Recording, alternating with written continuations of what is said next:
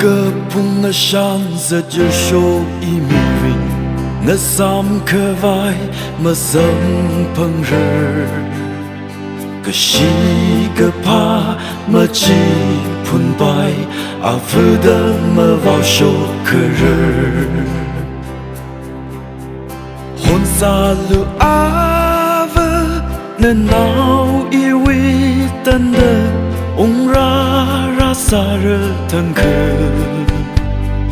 khởi hình một ta sinh đơ nên nào ý khờ rơ chan chỉ thân phây ngờ rung sơ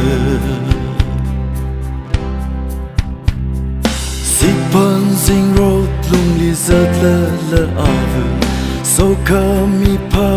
ninh ung chinh ngờ ngờ chôn mi lu nơ nào ili khơi duy quy hôn sớm bằng cờ vai hôn xa lu a vơ nơ nào yêu ý tân đơ ung ra sa rơ thân khờ khơi hình một ta sinh đơ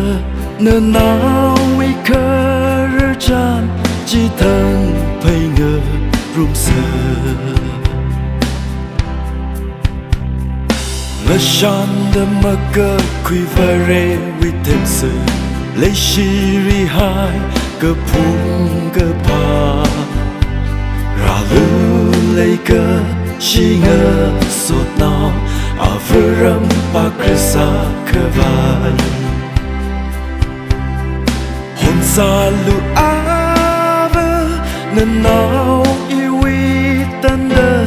ung ra sa rơ thân khờ khởi hình mục ta sinh đơ nên nào ý khờ rơ chan chỉ thân phây ngờ rung sơ